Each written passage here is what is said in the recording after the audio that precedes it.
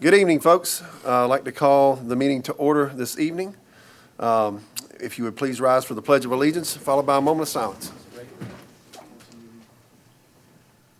I pledge allegiance to the flag of the United States of America and to the republic for which it stands, one nation, under God, indivisible, with liberty and justice for all.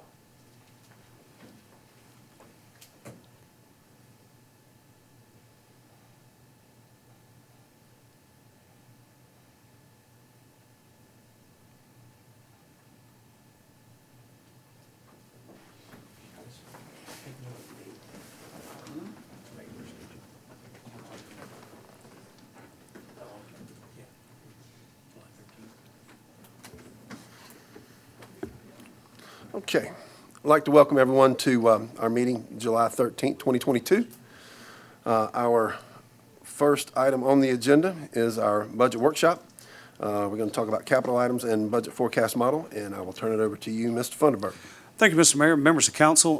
Tonight, we have with us our financial advisor group from First Tryon. So I'm going to introduce Walter Goldsmith and Amy Vintner, and I'm going to turn your displays over to their colleague Brandon to demonstrate the budget forecast model, how it works, how we can input things into it, and very, very useful tool for our budget process. So without further ado, Walter, I'll turn it over to you.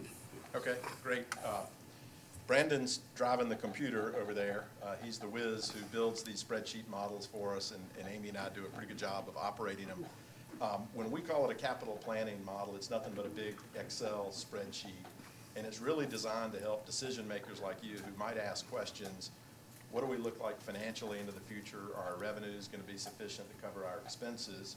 And if that's all we were modeling, what if revenues grow 3% and expenses grow 3%? You could do it on a napkin.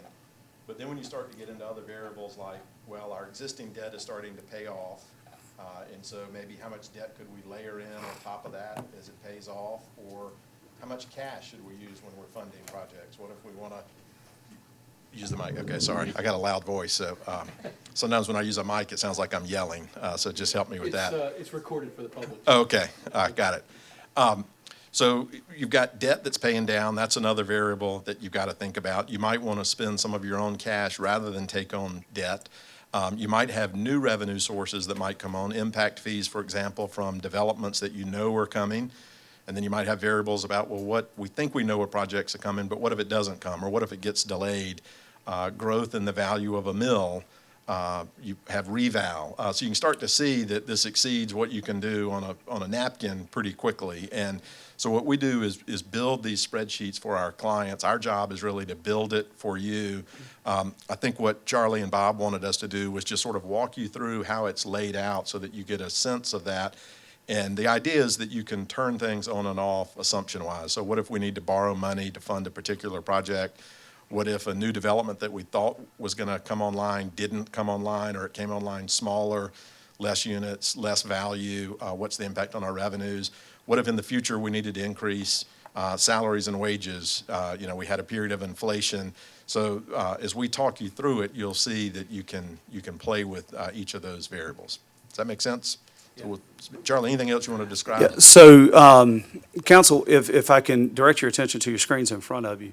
What you'll see is a list of capital items that were identified both by staff and some by council, such as the trail lighting, potentially a new maintenance facility for storage of equipment, things like that, automatic gate at Windjammer. So we've got a variety of different things in there that were identified. Right now, those are turned on. Now, through the course of our budget workshop on July 26th, and I'll just go ahead and give you a preview, you're going to hear me recommend that we hold tight on all capital projects, get past the first year, get into March, April, make sure that our revenues are trending the way that we're projecting them to, right? And then come back and decide, okay, here's the capital things that we feel comfortable in turning back on, if you will. So right now, just because you see those are on, that's just as part of this demonstration. We have not placed any of those in the proposed budgets that you will get for get next week and for the workshop. So don't worry that they're turned on. All right. Thank you. Right. And actually, that's a great point. The beauty of the tool is you can include all those projects in there, layer them in, but what we're going to do as a starting point is turn all those off as we walk you through the model. So you'll see Brandon will then switch those projects to off, and that will essentially take them out of the model, so they'll no longer flow through. And so you can change dollar amounts, timing on those particular projects, turn them on and off. Out to the right, Brandon, if you'll scroll over to the right, and you can see we've got a lot of rows where you can add more projects. And we've got several dashboards that we're monitoring. The first one in the top left is the annual debt service requirement. So those are your just principal and interest payments on any debt that you have. And in our models, whenever you see teal, that is typically the existing principal and interest payment. So if you asked us on our debt that's outstanding right now, what are we paying per year, principal and interest payments, that's what that top left chart is showing you. And you can see it sort of declines over time, which is exactly what you want. If the bars were going the other way, I always say that's sort of the federal government, just the debt gets bigger and bigger and you're leaving it for somebody else to deal with. We like to see local governments where you're paying down the debt because that creates capacity if you need to borrow more debt. The chart to the right of that, and Brandon, just for a second, if you don't mind, let's go back and turn on a project that we had as a borrowing, just so that everybody can see how that works. So he's turned on the maintenance facility of $750,000. And so you can see the gray bars, that's showing what the principal and interest payments would be on that particular project. So that's sort of the functionality of how that works. You can flip that one back off if you don't mind. And I'll show you a couple more of the dashboards, things that I think you would care about as an elected official. So what are our payments going to be? The next chart to the right is unassigned fund balance in the general fund. So that's the cash and investments that are unassigned, available for you to spend on any purpose as of the last day of your fiscal year. And remember, in a local government, you tend to get your revenues primarily from property taxes. So those come in a big lump sum. We all pay our residential and commercial property tax in a lump sum, and then you're spending that down as the year goes through the year. So you're sort of like if we all got a paycheck on January 1, by December, we're sort of running on fumes, if you will, until we get to the next one. So fund balance is just a snapshot on that particular day at the end of your fiscal year. One of the reasons you need to maintain fund balance is because it is mid-year, and it's going to be a little bit of time until you get your property taxes that flow back in. The other reason you need unassigned fund balance is for unforeseen events. If you had a big hurricane, storm that caused damage. Perfect. You like the way we queued that up? A lot of sound effects in this presentation. We're just starting. Get ready. Little George Lucas going on here. So you may need some unassigned fund balance for unforeseen expenses that come up. Naturally, you're going to say, well, how much is too much? Because it's the citizens' money. You don't want to sit on too much fund balance. And so we encourage everybody to have a target. That's the yellow line, a policy, and we can share with you how cities around the state and in the Southeast think about that. It's very easy to have too little fund balance. It's also possible to have too much. Sometimes clients build it up knowing that, hey, we want to build a new facility and we want to pay cash for it in 2 or 3 years. So we're going to sock away some money. That's why we're going to be above our policy. So we've got that ability in the dashboard. So for example, that maintenance facility that Brandon had turned on as debt, he could go back and turn it on as cash. If you wanted to say, hey, don't borrow for that, let's spend cash, then we'd be able to look, well, what's that do to our fund balance compared to the policy? Brandon, if we keep scrolling down, we can look at a couple more of the dashboards. If you can go back to the left just a little bit. So general fund net earnings, we want to think about, this is sort of your income statement. If you were a business, you'd be looking at, are we profitable or not each year? In government, we tend to think about net earnings. And so you can see that for the next 5 years, you're positive. The bars are above zero, so that's good. You can see out in the later years, it starts to go negative. That's some of what we have turned on in the model in terms of assumptions of new projects. You are a little unique, as you well know, in that you've got a lot of impact fee development type revenue that you've been receiving historically, but because you can't build out into the lake, at some point you're going to run out of that. And so that's one real benefit of this model is we can start to model, well, what if those impact fees continue for 5 years and then they drop off? What's the impact? So that's what that dashboard is for. Over to the right is another sort of dashboard related to revenues versus expenditures. And the bars represent different sources of revenue, so property taxes, other revenues, and then the orange line are your expenses. And what you'd like to see is that the bars are greater than the orange line in a ideal scenario. Although it's also interesting to see the relationship. The bars are growing every year, but what's causing that? Is it growth in property taxes? Are we living off impact fees? Sort of what colors are changing in those bars? Because what I think the big takeaway for you all is, we all know that at some point the impact fees will start to decrease, and then the plan needs to be, well, what do we do when that happens? Is there another revenue source that we're going to be prepared for? Or are we going to start draining fund balance at that point? You're not in a dire situation. As you can see, you've got 5 years of good years ahead because you got a lot of projects in the pipeline, but there is a cautionary tale there that you're going to need to be mindful of, and that's what those dashboards are showing. One thing, if I can, Walter, Council, one thing to keep in mind is, and Walter lightly touched on it just a few minutes ago, there's a lot of assumptions that have to go into this, especially when you're forecasting out. I mean, in November, I don't think we had an assumption of having to pay $5 a gallon like we did. And as we started the budget process, we're budgeting on $5 a gallon. But now we've seen that number's come back down, and it's trending I'll say the right way. Based on the assumptions that we make in here, I mean, we could probably make assumptions that makes us look cash flush for the next 40 years, if that's what we wanted to do. Doesn't make it accurate. I could also make assumptions that's going to show that we need to increase by 40 mills next year. That's not going to happen. So, it's a balancing act with the assumptions. And the further out you get in local government, the blurrier, the cloudier the crystal ball gets. So keep that in mind as Walter's showing you these things. The other thing, as we were working with them, giving them data to build this, we've got one big project about on the near horizon with the Main Street project. We can figure out what those revenues look like from a residential standpoint pretty easily. I mean, we can get dangerously close on those. But when it comes to 100,000 plus square feet of commercial, well, is it going to be 100,000 or is it going to be 200,000? What type of commercial is going to go in there? What does that business license look like, revenue look like? Are they going to have restaurants? What H-tax goes in there? So you don't have a lot of that in this from a revenue standpoint. There's 15 acres at Windhaven. Well, is it just the 15 acres or is it the surrounding 15 acres as well to become 30? And then what type of commercial, and so on and so forth. So there's a lot of revenues that we feel pretty comfortable about right now as it relates to the residential stuff that's in the pipeline.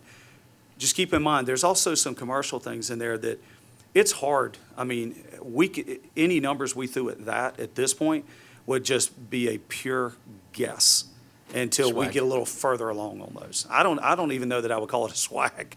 I mean, it would just purely be just random numbers. I mean, We could forecast tax revenue on commercial, couldn't we? Property tax? well, it depends on what the assessed values would be. Okay. Yeah, I mean, just because they've got 100,000 square feet, is the assessed value at $5 million or is it $2 million?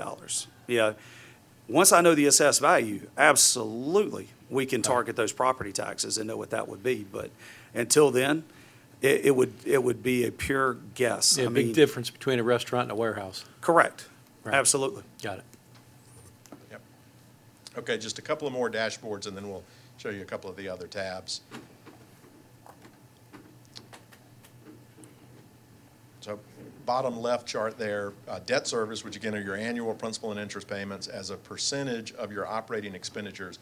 This is where if you and I were going to a bank to take out a home mortgage, they would say, okay, what are your principal and interest payments going to be each month relative to your monthly income? And banks would not want to see that percentage go above a certain level because that's sort of a portion of your budget that's locked in. You can't do anything in a downturn to stop your principal and interest payments because we'd already borrowed the money.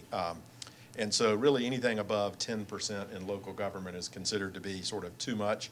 You're starting to bump up against that, which not surprisingly would tell you you don't have a tremendous amount of debt capacity to go out and borrow looking at that particular ratio. And then I think last chart we wanted to show you over on the right are impact fees as a percentage of your debt service. So the orange line is the total principal and interest payments, and you can see it sort of declines just like we saw on that top left chart. Over time, those are your outstanding principal and interest payments, and then you're paying that from a variety of sources, including impact fees, and then you've got some other sources of revenue that you've identified. Again, sort of big theme takeaway is since we only have visibility into development that's underway that we know about, we're only forecasting those impact fees over the next 5 years. If we had a crystal ball that could tell us we know what a developer's going to do in 10 years, we'd layer that into the model. And knowing that land is scarce, it does make us feel like the cautious approach would be to say we're only going to model what we know. If you had tons of land that were available for development, we'd probably say, well, whatever impact fees have been in the past, we're just going to sort of assume they stay the same for the next 15, 20 years. Here, I think, again, the story is that at some point those are going to trail off, and you've got to be ready for what you do to either cut expenses, which is hard to do because you run a pretty lean budget already, or identify other revenue sources. And as development continues to occur, maybe when that drop-off is, we'll move further out. Does that make sense?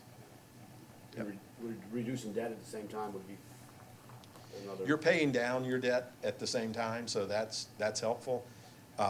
Your question you might be asking is, well, if we've got cash, do we use it just to pay off debt? Does that solve a problem? Then we've got to watch that other dashboard of, well, what's our fund balance level? Because back to that point of it's just a snapshot in time, so we know we got to have enough fund balance to get us through until property taxes start to flow back in, and we know we need an appropriate amount to weather a storm. And so then you get above that level where you start to say this is our policy and where we want to be. Anything above that you could either use for what we refer to as pay-as-you-go projects. So instead of taking on new debt, maybe we fund it half cash, half debt, or all cash to monitor that policy level. I will say I've been doing this 20 years. We probably work with 75 local governments in South Carolina. I don't have any that are debt-free, and I've got lots who have said that might be a goal. Could we ever get to the point where we're debt-free? The problem is you're often trying to spread out new assets that you're financing that are going to benefit current residents and future residents. You want to design something that future residents have a say in that rather than have your current residents pay for everything and then everybody that moves in later gets it for free. So there's sort of an equity issue. I'm not sure if that's where you were headed with that question. Yeah, no, I was just thinking, interest rates are low now and our bonds are low, but as we pay off debt, if we have extra money and we pay off debt, it just Right. helps that delta. That's right. That's right. Yep. So question on the forecast here, on the assumptions that have been made. Is this, what's built into this, is the income based on the 3 projects that are either currently under construction and approved? So what we've got as far as those revenue items, and actually, Brandon, if you want to go ahead and click on the general fund tab, perhaps. So what we've included going into those revenues are the current tax rolls. So if you look at column N, the 2023, these are rolled up numbers of what y'all will get later this week for the coming year's budget, where you'll see all the line items, okay? So instead of listing all the line items here, they're rolled up into, I'll just say groupings. But you've got Wendell Woods is included in there. The Main Street is included in there. The remainder of Windhaven and River Falls. I believe that's it. Correct, Susan? Did I miss it? Yeah. So those are the 4 that we've got in there right now. Because there's a handful of lots left still in Serenity Point. We're not looking at that. Lake Ridge is finished. Cadence is done. Yeah, Right. Cadence is done. Cameron Creek has completed. So we're just looking at the ones where Windhaven's still got a lot to go. Right. Wendell Woods hasn't started yet. River Falls is on the near horizon of starting. And Main Street, we're expecting their plats probably later this year, this calendar year, with them really getting started good as we go into Q2, into Q1, first to Q2 of 2023. So those are the four that we've got included in there. I know we've had some discussions, on some potential others, but until those things come to you, Right. like the Close Atkins property, Right. or stuff up off of Vineyard, that would be, I would say, to the west of River Falls on the north end. There's some development room there. Basically just looking at the vacant parcels that are immediately adjacent. And then if more development starts happening around the dam road because of the Main Street, again, as Walter said, you start pushing those further out. So right now, we're looking at residential probably around 2027 was the guess that we made. It could be 28 or 29. I don't think that commercial, at least the commercial that's already approved, I don't think that's sunsetting until probably 2030, 2031. Now, the good thing is the commercial still pays impact fees, and it's based on per 1,000 square feet. The only impact fee it doesn't pay is Parks and Rec. Okay, so the impact fees that we're putting towards Catawba Park, as the residential growth ends, so does that impact fee. Okay, but again, we're also updating that study currently and pushing to hopefully have that wrapped up and back to you guys early fall. All right. So the tax modeling could change based on commercial use. Yep. It's on the horizon, right? Let's, Walter, if you want to, or you or Amy want to drive them through these columns.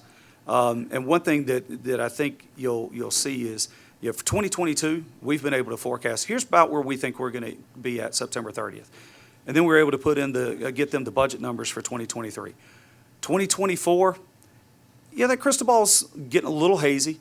You get to 25, it's very hazy. You get out 26, 27, it's mud. But each year, as we add a year towards the end and everything slides back towards that line in between columns N and O, those pictures get a lot clearer for us, if that makes sense. Thank you. Yep. Great. One second, Charlie, is there anything included as far as Catawba Park revenue for us for the next couple of years in these? Just as it relates to what we're projecting is tournament revenue income in the Parks and Rec area in the upcoming budget year, and just carrying that forward. So any other assumptions were not made as far as Catawba Park. No.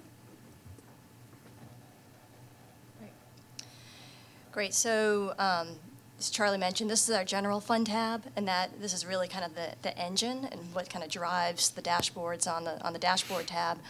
But we started with we actually have built in historical, 5 years of historical data in here, but starting with, which are hidden, but you're going to go back. But starting with the 2022, which is, that's the forecasts column.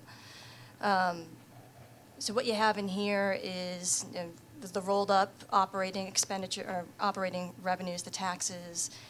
We've split it into the impact fees that are kind of existing impact fees, and then we have a new development impact fee, which is those the projects that have been identified. So the Windhaven and the other projects that have been built in. Likewise, there's also the other fees and business licenses and permitting. So there's kind of the I guess existing that growth that you have year to year, and then the new those fees and permitting fees from the new development that comes online, and then you have your other revenues in there as well. Scrolling down on the expenditure side, we've got the expenditures, so that's salaries, operations, basic operating expenditures, rolling up into that one line item. And so 2022, like Charlie mentioned, that's kind of a good forecast based on where you are at this point in time.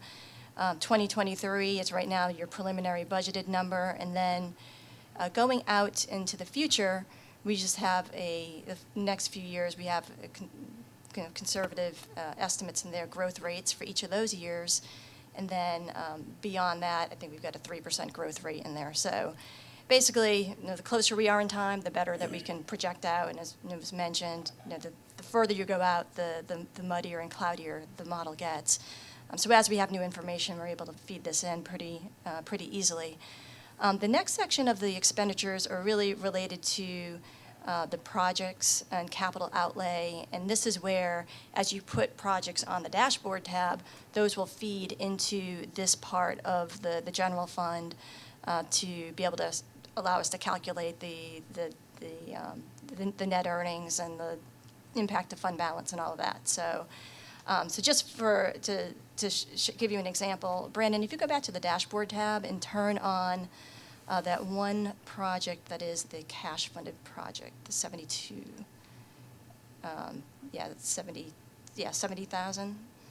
So now that's showing up in that right there. So that's how you would use this model, where you could just put that on the dashboard tab, identify the year that you want it to come into play, and it would immediately flow into that tab. Further below, we have the debt service assumption. So we have your existing debt in there. We have your, and then, on the dashboard, to the extent you were to fund any new debt projects, whether it be a lease financing or a debt financing, those would flow into the appropriate line items that you see there. And, we're able to expand those out into principal and interest payments if you're interested in looking at that. But ultimately, that all flows down to your revenues over expenditure line item, which is, as you're looking at new potential projects, that's really the number that we keep an eye on to determine, are these projects affordable over time.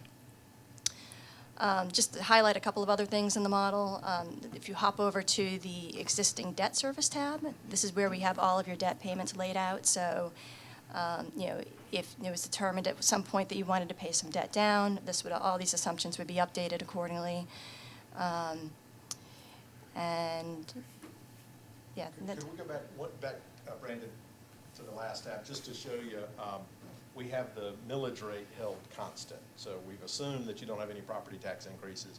But that, again, not to keep beating the same theme, but if you see that development starts to stop, you'll have some lead time because you'll know that, and the development project cycle usually takes 3 or 4 years. So there's not a situation where you're going to get right up to a cliff and be suddenly surprised that the revenue stops. You're going to have some lead time to recognize that, and if the good times continue and more projects come on top of the ones that we've already got modeled in, you'll be in good shape. But ultimately, if you make an assumption that what if all of the development were to stop, what you would find is you've got to, again, either have a revenue increase somehow, which is either property tax or an expense reduction.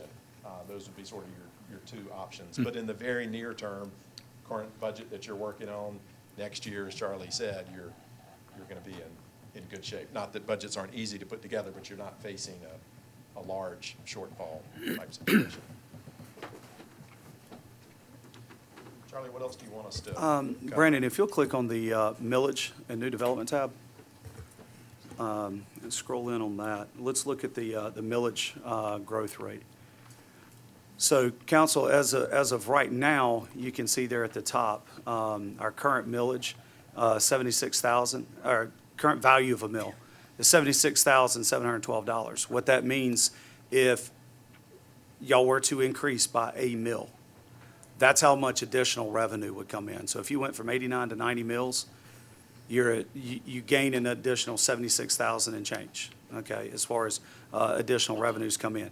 And as you can see, we're averaging and have been about 4,000 and change in the growth of a mill every single year, okay? And that's been pretty consistent.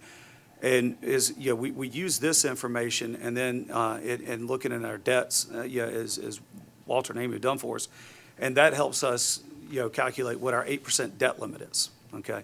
So a city can only borrow up to, with a regular GO bond, which is something that just the 5 of y'all would vote on, okay?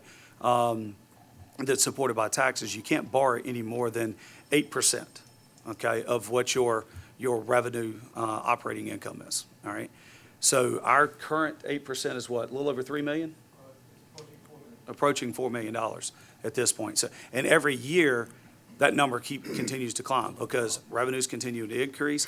And as you saw on the dashboard, your debt continues to decrease as we go forward. So the further those two things get apart, the more room for the uh-ohs.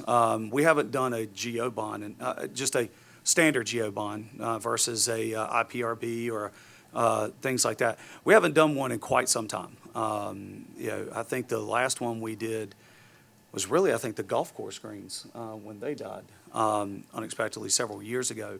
And that GO bond gives y'all the ability to, that uh-oh moment, something catastrophic happens, you either tap into those unrestricted reserve funds, or you could issue that GO bond debt, to be able to capture that. And you can do those for, 10, 15, 20 years, depending on which, what's the most attractive.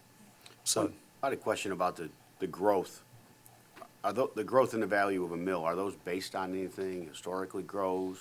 Or talk to real estate agents and what they're predicting? Where you get that 5.55 and then 3 forever? Yeah, Is there? I think that was mainly based on historical Okay. performance. So year over year with the new development that comes online, and really just the, reval, as how Okay. properties turn over. Yeah, That's what that 5% represents. So we try to be a little bit more conservative in the out years, okay. but that's based on historical. All right, thank you. And that's really the purpose of the model, is if you had a question, for example, of what if we hit a recession and it flatlines to 0, then Brandon could put it 0 for the next 3 or 4 years, and then he can say, what if it then surges back 7% and then levels off at 2%? Then you can then jump back to those dashboards and see, would we have a shortfall? Exactly. And this is really just growth off of your existing stock right now. So what it does not factor in is the new development so much. So the major developments, the residential projects that might come online. So those are calculated separately, so.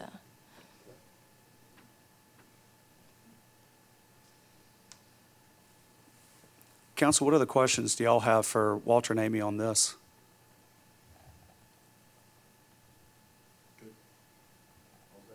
How do we look compared to other cities?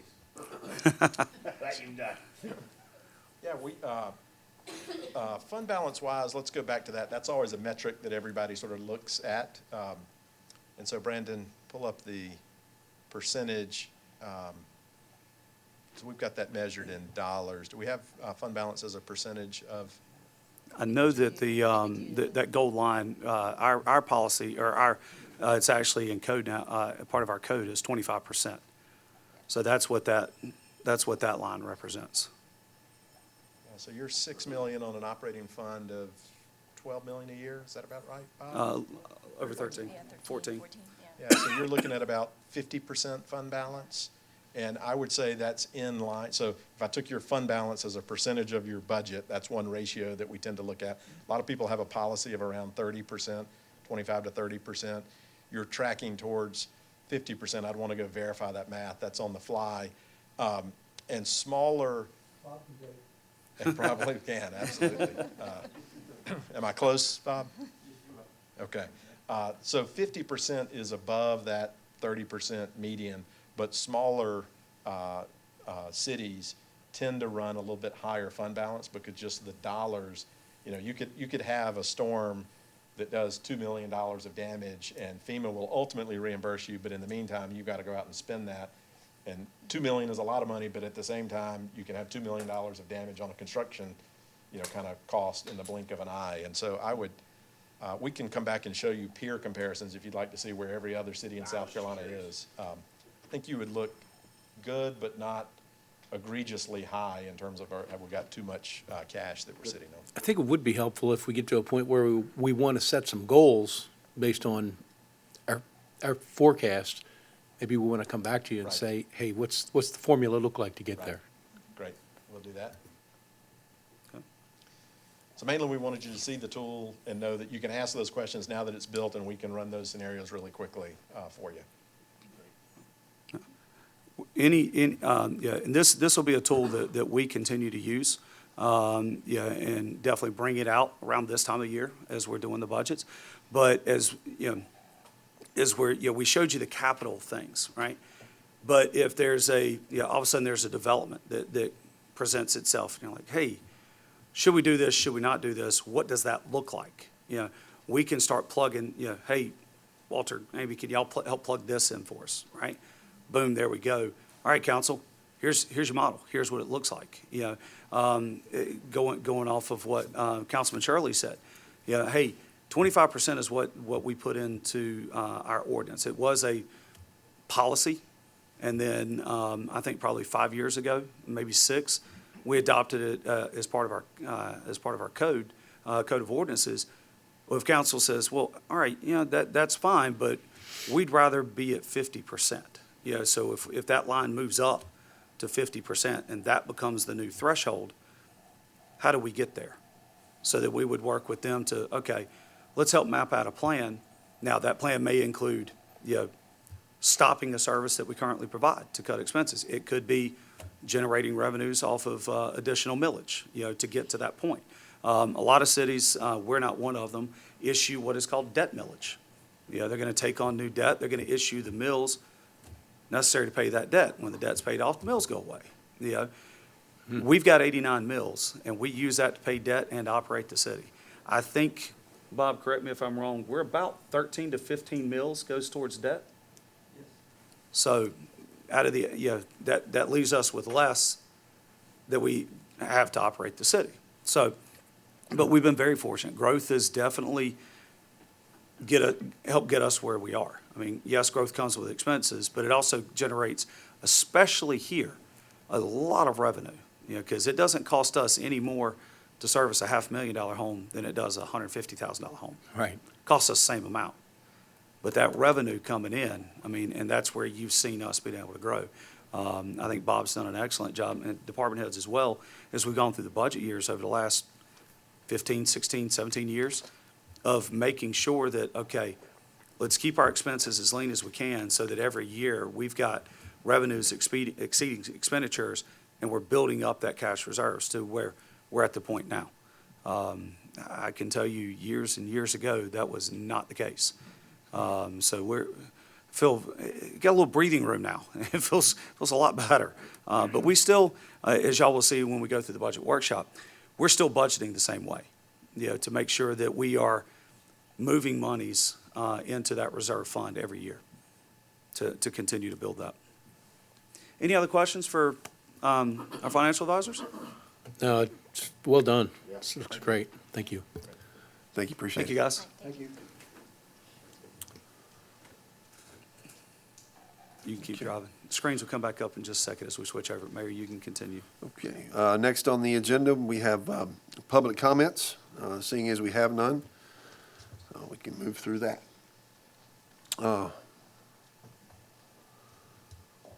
Next is our approval of minutes. Council, do you have any additions, deletions, questions? No? Okay. Seeing none, I put forth, do I have a motion to approve the minutes? Motion to approve. Have a second? Second. All in favor, say aye. Aye. Aye. The motion passes unanimously. Our next item is new business. Discussion of appointment to the York County Natural Gas Board of Directors. Ellen Weir has served as TGK's representative to the York County Natural Gas Board of Directors for over 20 years. She has now decided to step down from that position, and I'd like to welcome Jimmy Sprouse, the CEO of York County Natural Gas, to explain how this process works. Good evening, everyone. Welcome. Glad to be here tonight.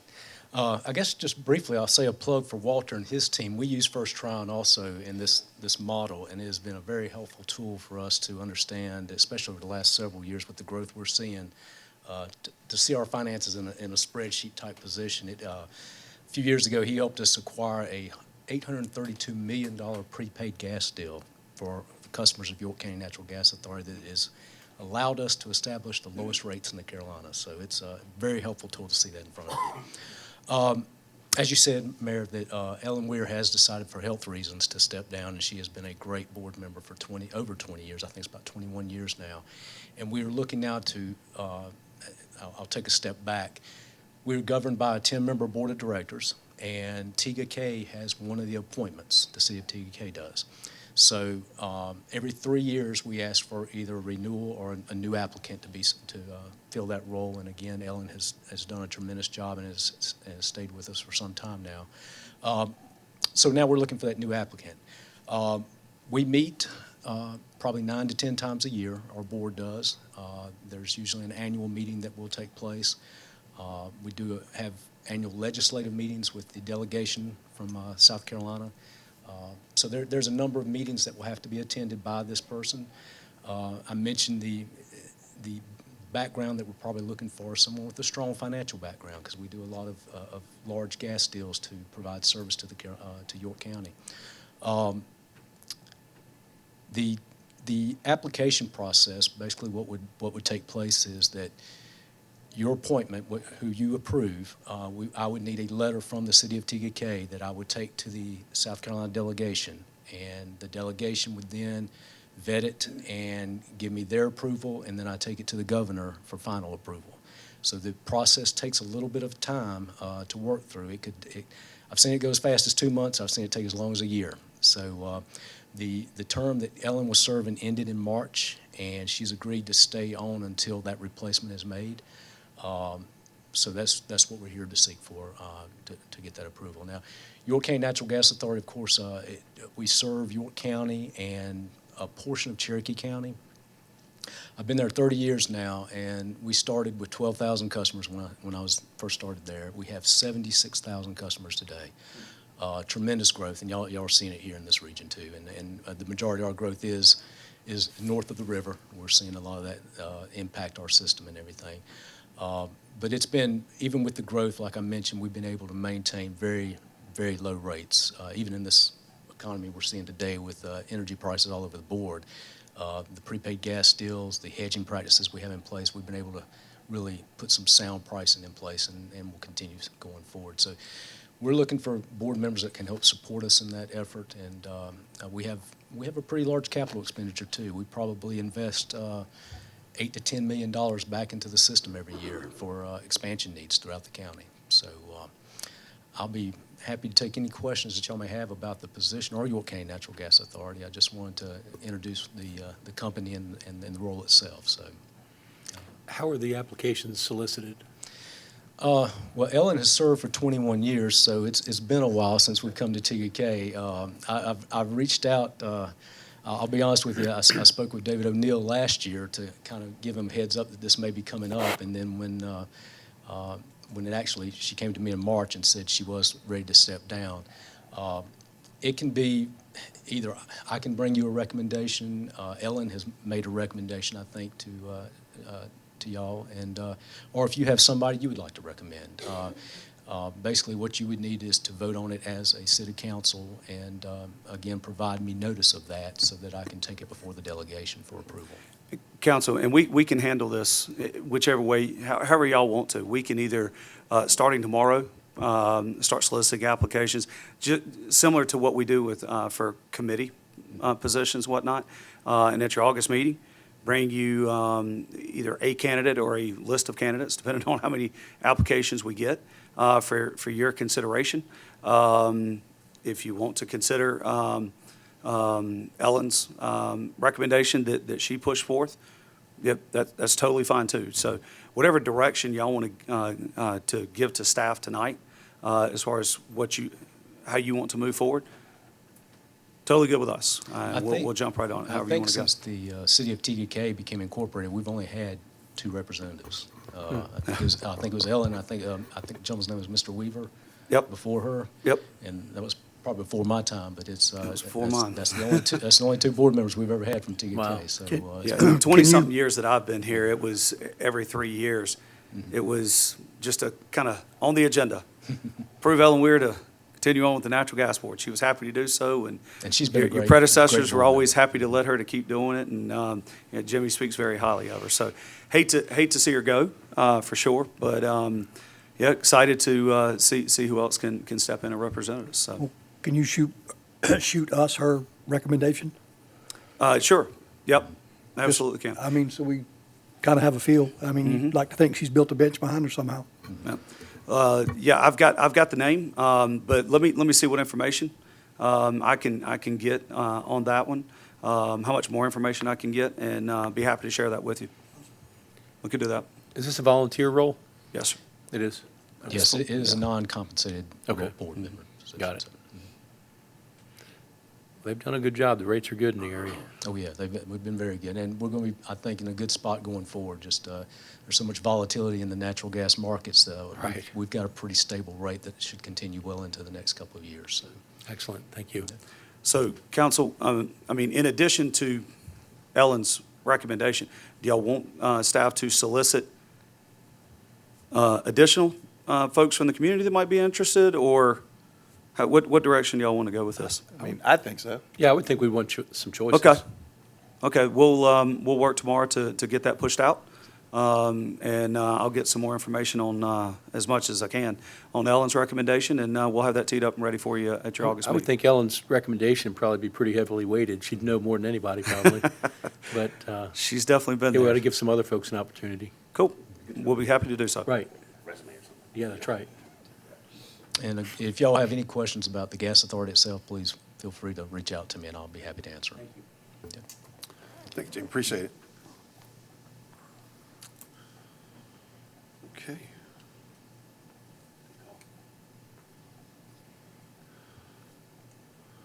Next on the agenda, we have some new business. We have a consideration to amend the 2022 TK City Council regular meeting schedule.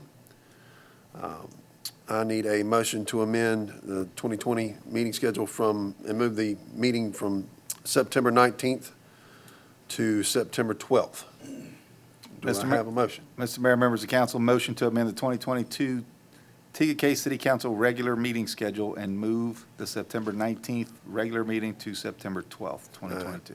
Second. Have a motion and a second? Is this for another Machunas vacation? Nope, not me. Okay. No, I did not change it. that'd be me. Okay. That'd be me. The mayor. It's actually the mayor's wife that More important. made that suggestion. Aye. Aye. Aye. All in favor, say aye. Aye. Aye.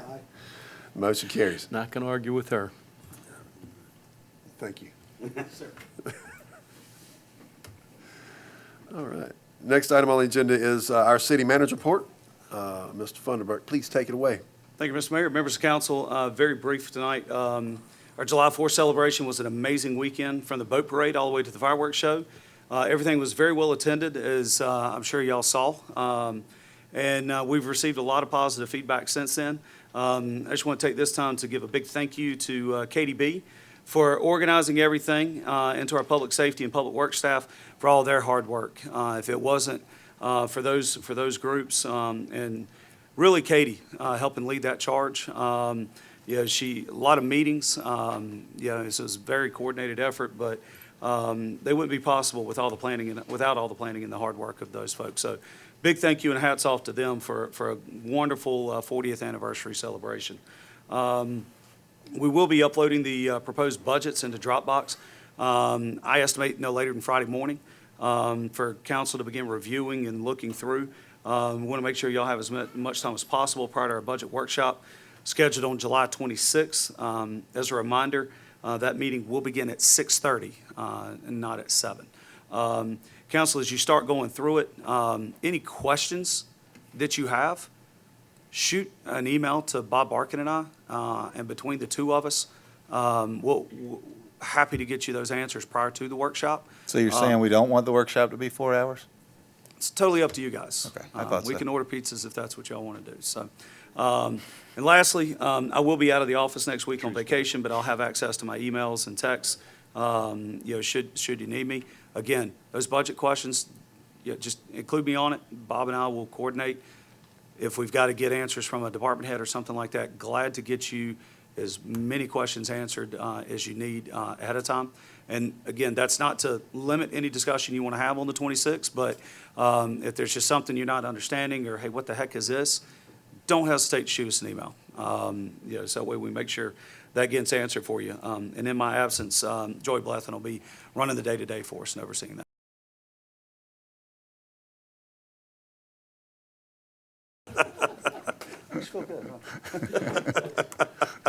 And with that, that concludes my report, Mr. Mayor.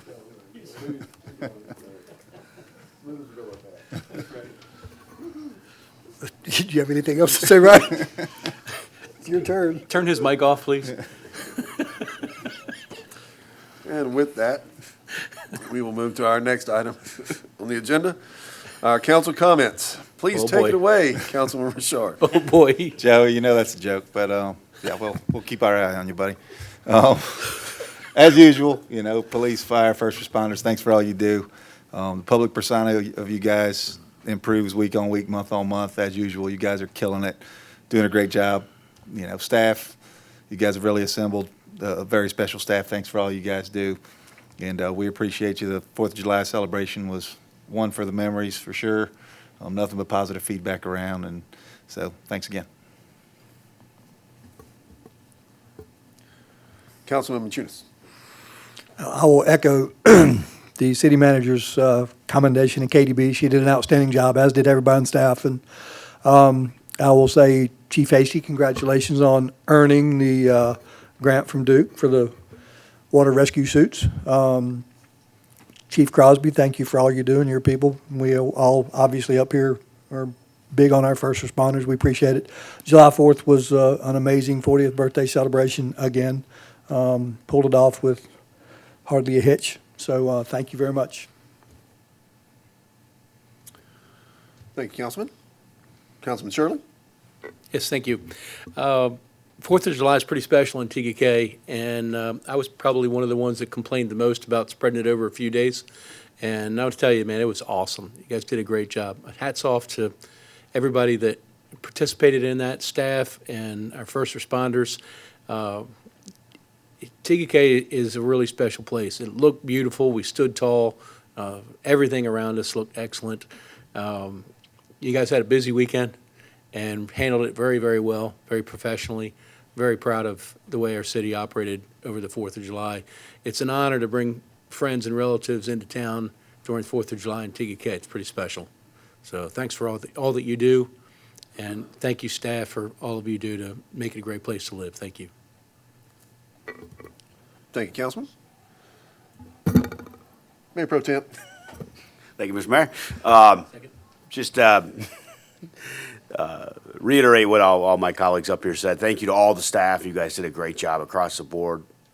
Multiple days, you saw the same staff members working tirelessly to make this happen and pull it off. It didn't go unnoticed, and so just a big thank you to everybody across the board with the staff. Thank you. First off, I'd like to reiterate what everybody's said about our city staff. We cannot do this without you. Our city cannot turn with our folks in Park and Rec, our folks in maintenance, our first responders. The city just doesn't turn without you, and for that we are grateful. Our city is blessed to have both our fire and police chiefs. Guys, you do an outstanding job, impeccable. Just really appreciate everything you do. Camp Cadet, that was awesome. You guys pulled out all the stops, had the helicopter here. The fire trucks looked great. The kids had a great time, had nothing but absolute just accolades for you guys for doing that. So I know that's not a regularly scheduled thing for you guys to do as a 9 to 5, but really appreciate you guys stepping up, and all of our officers, PD, city staff that made that possible. Everybody just had great things to say about it. The other thing I'd like to get into, just to say, with our July 4th celebration, absolutely incredible, and we need to take care of our people. Our people do a fantastic job taking care of us, and I would really like to focus on taking care of our people in TKK. Day in, day out, they answer the call. A lot of folks don't understand that 2 o'clock in the morning call when you get it and you have to go. I myself have done that for 25 years, so my hat is off to you gentlemen. I appreciate that, and to each one of our city staff that answer the call. That's about it for this evening. I appreciate everybody being here. Thanks for everybody coming out and helping us celebrate the 4th as well. And just looking forward to next year being even better and as safely as we did it this year. I hope we do it again next year and without a hitch. So that will bring about our next item on the agenda, which is an executive session. So do I have a motion to go on executive session? Make a motion to go into executive session. I have a motion from Councilman Shirley. Second? I have a second from Mr. Richard. All in favor? Aye. We are now in executive session.